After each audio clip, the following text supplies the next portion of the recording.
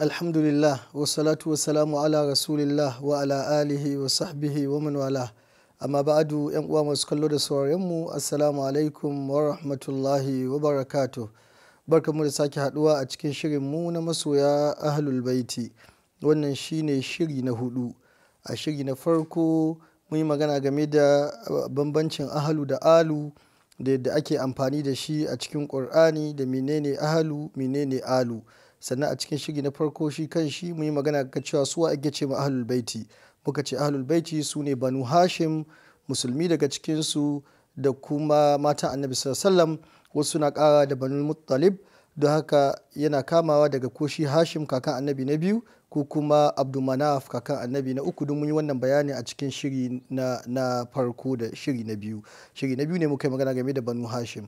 A shiri na uku mun yi magana game da matan Annabi sallallahu alaihi wasallam, da yadda suke shiga cikin Ahlul Baiti, yadda ayoyin Alkur'ani da hadisan manzon Allah sallallahu alaihi wasallam da dalala ta larabci ta luga ta nuna cewa matan Annabi sallallahu alaihi wasallam su ma Ahlul Baiti ne. Wannan shine shiri na hudu, kuma zai yi magana game da falala Ahlul Baiti. Wai me yasa ma muke shiri game da Ahlul Baiti? Me yasa kowane musulmi ya kamata ya san Ahlul Baiti? Me yasa malamai ke sabanin cewa su wane ne Ahlul Baiti? Saboda wannan gida ne gida mai falala, wannan gida ne gida wanda yake mai falala, kuma abin da ya nuna falala tai akwai hankali, sannan kuma akwai nassosa na Alkur'ani da hadisan manzon Allah sallallahu alaihi wasallam. Yace hankali, wannan su ne makusantan Annabi sallallahu alaihi wasallam na jini, to ya kamata a ce duk mumini yana son su. In kana son abu, kana son duk abin da a kusa da shi. Wani balarabin ƙauye da yake so wata mata baka, sai aka ce mai kai kana son baka? Sai ce uhibbu bi hubbi hasuda da hatta uhibbu bi hubbi hasudal kilabi. Yace ni ina son duk bakake ma, saboda matata na baka, da haka duk bakake nake so ma, kai har da babbakun karnai, karnuka babbaku ni gan sai in ce ga kalan mata nan, ga kalan matata nan, saboda dai alakar su kawai da shi da matata kawai abin da suka hada kala. Inji wannan balarabe. Majnunu Laila da yazo yana waka sai ce walaqad amurru ala diyari laila fa uqabbilu dhal jidara wa dhal jidara la amruka ma hubbal jidari shagabna qalbi walakin hubba man sakana diyara. Majnun Laila ya ce ina wucewa anguwa sai ga ina kissing, ina sumbunta wannan bango da wancan bango. Sai ce na rance da Allah ba son bango ya shiga cikin zuciyata ba, mahaukaci nake ba, mi zai da bango, laki sai dai son wanda suka zauna cikin bango. Zan tuna ci ga gidan su Laila, ga inda Laila ta zauna, saboda son da nake wa Laila hatta da bangon gidan su Laila sai in dinga kama shi ina sumbunta shi. Duk wanda yake nuna mi duk wanda kake so kana so na kusa da shi, na kusa da mutum. Don haka Ahlul Baiti hankali na nuna ya kamata mu so matan Annabi da ƴan uwan Annabi na jini sallallahu alaihi wa sallam. Duk mutum yau ko mukamin duniya Allah ya bashi, zaka ga cewa makusantan shi suna da wannan mukamin, suna da wannan zama gida guda da shi, suna da wannan kusancin tare da shi. Ba za ka zo ka ce kana son mutum ba amma baka son matar shi, baka son dan uwan shi, baka son ƴan uwan shi na jini, wannan ba daidai bane. Don haka hankali na kwarai yana nuna mana cewa wajibi ne mu so Ahlul Baiti. Sannan kuma Annabi yana son su, to wajibi ne mu so wanda Annabi yake so. Annabi yana nuna musu soyayya, yana nuna musu kauna, to tunda Annabi yana nuna musu soyayya da kauna, to mu wajibi ne mu so. Duk wannan hankali yake nuna wannan. Abu na gaba da ke nuna cewa Ahlul Baiti suna da falala bancin wannan shine falalarsu da Qur'ani da hadisai suka tabbatar. Yanzu cikin falalarsu da Qur'ani ya tabbatar akwai cewa da Allah ya yi qul la as'alukum alaihi ajran illa al mawaddata fil qurba. Annabi ya ce ni ba zan tambaye kula da wannan wa'azin da nake ba, face ku so ƴan uwana. Cikin ɗaya daga cikin fassarar da malamai suka wa wannan aya, akwai fassarar da ba wannan ba, amma wasu malamai sun fassara wannan ayat qul la as'alukum alaihi ajran, kace ni ba ni tambayar ku wani lada illa al mawaddata fil qurba, face ku so ƴan uwana. Don haka ya kamata ku so ƴan uwana tunda ni to muku da wannan Qur'ani, ni zo muku da wannan hanyar tsira, ni zo muku da aljanna, ni zo muku da lada, ni zo muku da hanyar da ke tsarsar da ku. Kaga wannan ya nuna ya kamata a so Ahlul Baiti, kuma ya nuna falalarsu. Akwai ayat suratul Ahzab da muka yi ta karantawa a shirukan da suka wuce, inna ma yuridu Allahu liyudhiba ankum rijsa ahlal baiti wa yutahhirakum tadhira. Allah yana nufin ne ya tafiyar muku da kazanta ya ku iyalan wannan gidan, ya tsarkake ku tsarkakewa. Bancin su ba wasu iyalai da aka faɗa mu haka cikin Qur'ani, ya ishe su falala da girma. Allah ya ce yuridu, kuma wannan irada shar'iyya ce, irada ce ta mahabba. Irada anan tana nuna mahabba. Allah yana nufi, yana so ya tafiyan muku, kamar da Ibn Taymiyyah ya ce Allah yana so ya tafiyan muku da Allah yana so ya tafiyar muku da kazanta, ya tafiyar muku da najasa ya ku ahlul baiti, kuma ya tsarkake ku tsarkakewa. Don haka Allah ya ce zai yi kuma zai yi din ne. Don haka wanda Allah ya ce zai tsarkakewa, wannan ɗaya yana nuna cewa waɗannan mutane suna da falala, wannan ɗaya yana nuna cewa waɗannan mutane suna da girma, wannan ɗaya yana nuna cewa waɗannan mutane suna da ɗaukaka, sun isa a yi magana su, sun isa a ambace su. In mun zo ga hadisai, akwai hadisan manzo Allah sallallahu alaihi wasallam da ke nuna falala ahlul baiti. Cikin su akwai hadisin nan da ya fi shahara na Gadir Khum, wanda yake annabi sallallahu alaihi wasallam lokacin da ya taso daga hajjatul wada ya zo zai je Madina, ya kawo wani wuri da aka ce ma Khum, Gadir Khum, wata ruwa na Khum, na wani wuri da ya tsaya. Sai annabi ya yi huduba. Wannan hudubar da annabi ya yi, ya ce ya tsaya kira mutane, ya ce ina tuna muku da littafin Allah, ku yi riko da littafin Allah. Littafin Allah shine haske, shine shari'a. Sannan ya ce wa udhakkirukumullah fi ahli baiti, ina tuna muku Allah game da iyalan gidana. wa udhakkirukumullah fi ahli baiti, udhakkirukumullah fi ahli baiti, har sau uku annabi sallallahu yana faɗin haka. Ina tuna muku Allah game da iyalan gidana, ina tuna muku Allah game da iyalan gidana, ku kyautata ma iyalan gidana, ku riƙe iyalan gidana, har sau uku. Wannan wurin kilomita kusan 17 in an ban Makka, daga Makka in an kama hanyar Madina. Annabi ya tsaya wannan huduba, shahararren huduba, wadda waɗanda ke ba su son ahlul baiti suke cewa suna son ahlul baiti, amma ba so ba su rike wannan ranar idi, ranar da annabi ya yi wannan. Ba idi aka kamata a rike ranar ba, kamata ya so a nuna ma iyalan annabi, wanda yake matan annabi da kuma waɗannan iyalan nashi na banu hashim wanda muka ambato, a nuna musu soyayya, a nuna musu ƙauna, a yi musu addu'a da sauransu. Don haka wannan yana ɗaya daga cikin abin da ya nuna falalar ahlul baiti. Annabi sansan ya tsaya yana addu'a, yana cewa ina tuna muku Allah, yana huduba yana cewa ina tuna muku Allah. Annabi sansan da ya wannan huduba wata 2 da wani abu bayan wannan huduba ya rasu, saboda ya yi wannan huduba a ƙarshen Zulhijja, ya bar Makka a shekara ta 10 hajjatul wada. Shekara tana karewa, wannan watan 12 na karewa, watan 1 Muharram ya kama, Safar wata 2, Rabi'ul Awwal 12 ga Rabi'ul Awwal annabi ya rasu. Don haka da yin wannan hudu bai yi wata 3 ba, wata 2 da wani abu annabi Allah ya karbi ran shi. Amma cikin abin da ke muna wasiya na karshe shine iyalan gida ne, su ne mata ne da yan uwa ne na kusa, kamar da muka tabbata a shiraruwan da suka wuce. Don haka ahlul baiti suna da falala, suna da girma da ɗaukaka da yassa annabi sallallahu alaihi musu haka. Cikin abin da ke nuna falal ahlul baiti shi da duk za a salati a musu salati. Mun karanta a shirin da ya gabata hadisin Abi Humaydin Sa'idi, annabi sallallahu alaihi wasallam da aka saukar da inna Allaha wa mala'ikatahu yusalluna ala nabi ya ayyuhalladhina amanu sallu alaihi wa sallimu taslima. Allah da mala'iku ne suna wa annabi salati. Ya ku wanda kuka yi imani, ku yi musu salati, kuma ku yi ma annabi salati, ku yi mai sallama. Sahabbai suka ce ya rasulullah, mun sai ne muke maka sallama, ya zama yi ma salati. Annabi ya ce ku ce Allahumma salli ala Muhammadin wa azwajihi wa dhurriyyatihi kama sallaita ala ali Ibrahima innaka Hamidum Majid, wa barik ala Muhammadin wa azwajihi wa dhurriyyatihi kama barakta ala Ibrahima innaka Hamidum wa ala ali Ibrahim innaka Hamidum Majid. A cikin wasu riwayoyin wani sahabbai kamar Abdullah bin Mas'ud ya zo da Allahumma salli ala Muhammadin wa ali Muhammadin kama sallaita ala Ibrahim wa ala ali Ibrahim. Don haka ali Muhammad sune azwajuhu wa zuriyatuhu, matan annabi da zuriyatai. Don haka cikin falalan matan annabi da zuriyatai sune ahlul baiti, akwai ane musu salati duk lokacin da aka yi salati bai cika.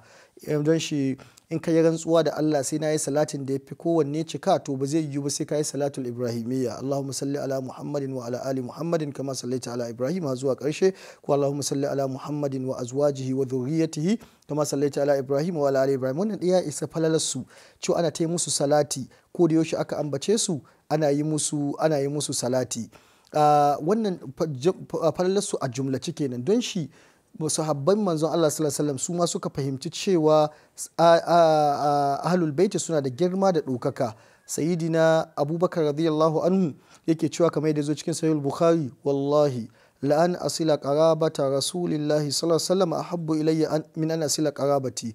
Yake cewa wallahi in sada zumunta da a tsakanina da iyalan annabi sallallahu alaihi wasallam yafi in sada zumunta da a tsakanina da iyalan kaina.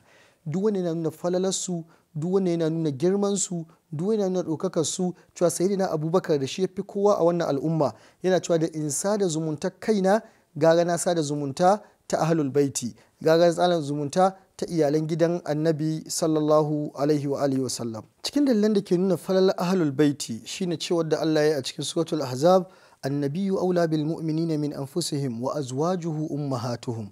Annabi shi ya fi cancanta da muminai daga kawunansu kuma matan annabi iyayen muminai ne. Kaga iyakar girmamawa, Allah ya ce matan annabi iyayen muminai ne.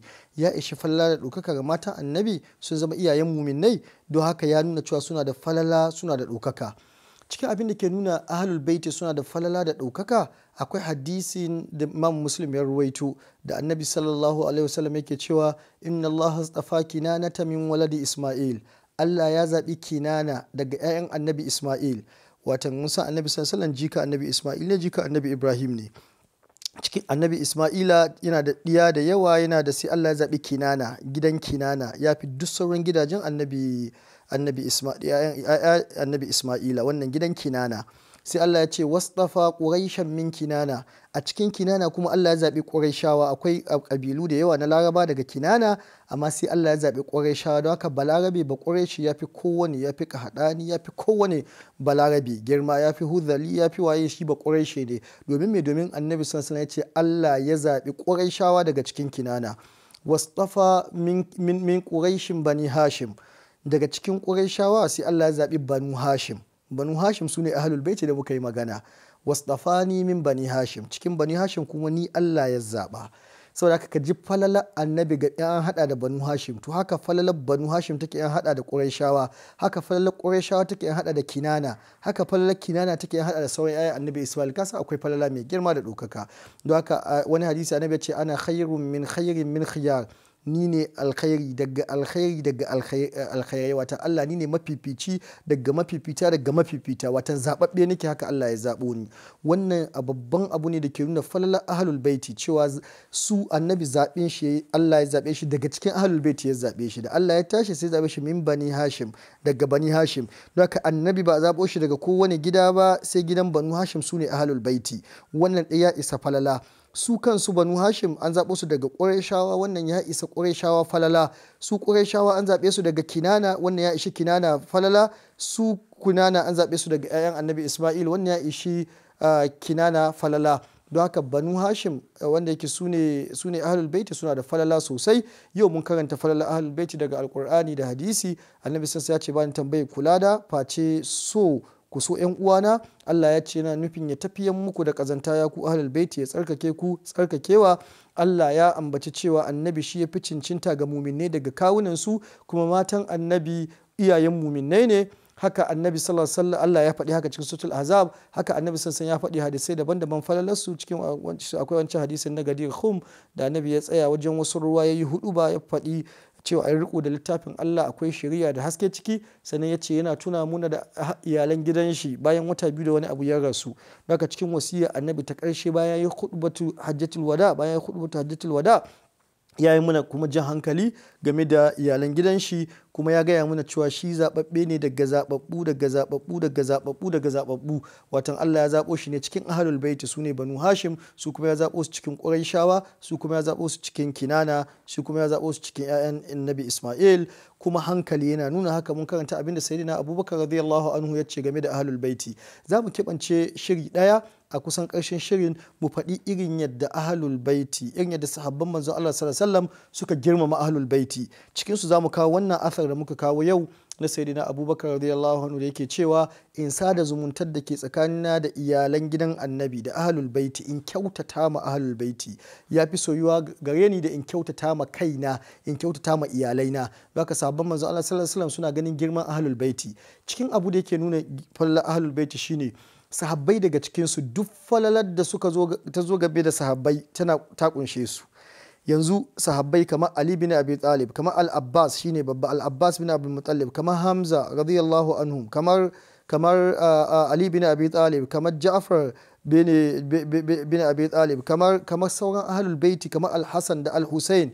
Duk ayoyin da suka zo suna wasabiquna al-awwaluna min al-muhajirin wal ansari walladhina tabauhum bi ihsanin sun shiga ciki. Haka duk abin da zaka tunani na falalar sahabbai, ahlul baiti ma suna da wannan falala ta umuman. Zai yi a samu wata falala ta ɗaiɗaiku, kamar wata falala ta sayyidina Abubakar wanda duk cikin sahabbai shi da ita, ko wani falala ta sayyidina Umar wanda shi yake bantu da ita sayyidina Uthman ma bai da ita, amma falala ta sahabbai umuman da za a ce sahabbai suna da girma da ɗaukaka, annabi sansa ya ce ku kiyaye sahabbaina, annabi ya ce ku so sahabbaina, annabi duk wannan ahlul baiti sahabbai daga cikin ahlul baiti sun shiga ciki. Wa'inda ba sahabbai ba kuma daga cikin ahlul baiti wanda suka zo baya suna da wannan falalar da muka faɗi, don wannan ayoyin da ke faɗin falalar ahlul baiti da wa'innan hadisan da ke faɗin falalar ahlul baiti ba su tsaya daga sahabbai kaɗai ba, sun tsaya ga duk ahlul baiti da za su zo ɗiya da jikoki, kamar yadda za mu keɓance wani shiri shi ma mu yi magana ga abubuwan da ya keɓanci ahlul baiti. Akwai wasu abubuwa hukunce ne na ahlul baiti wanda sun kunshi na farko har na ƙarshe ma duk sun kunshe su, kamar yadda za mu zo mu yi bayani. Amma dai yau mun ji falala da daraja ta wannan gidan ahlul baiti da ɗaukakar su, duk ayoyi da ke magana game da hadisai da ke magana game da falalar sahabbai jumlatan sun kunshi ahlul baiti, sannan kuma ga wasu ayoyi daban da hadisai da suka kunshi falalarsu. Don haka mu so ahlul baiti, mu girmama su. Za mu ji a shirruka na gaba ɗaiɗaikunsu za mu ɗauki sayidina Hamza mu yi magana a kan shi da falala da ta keɓance shi. Za mu ɗauki sayidina al-Abbas bin Abdul Muttalib, za mu yi magana game da shi. Za mu ɗauki sayidina Ali bin Abi Talib, za mu ɗauki sayidina Hassan, za mu ɗauki sayidina Hussein, za mu ɗauki sayidina Fatima, za mu ɗauki waɗannan ahlul baiti ɗaya bayan ɗaya za mu yi magana a kansu. Muna roƙo abin da muka faɗi daidai Allah ya ba mu lada, kuskure kuma Allah ya yafe muna, ya shafe shi cikin littafanmu. Muna roƙon Allah ya haɗa mu da ahlul baiti a aljanna. Muna roƙo wannan azumin da muke ciki Allah ya karɓi azumin mu, Allah ya sa saboda shi muke yi, Allah ya sauka muna zaman lafiya a wannan ƙasar tamu. Allah ya taimake mu, ya taimaki shugabannin mu, ya taimaki mallaman mu, ya taimaki dukkanin ɗaiɗaikun mu, ya tafiye muna da damuwar da muke da ita. Wanda ke da damuwa cikin mu muna roƙo Allah ya tafiye mai da ita. Allah ya muna albarka gaba ɗaya. Sai mu haɗu a shiri na gaba. Wassalamu alaikum wa rahmatullahi wa barakatuh.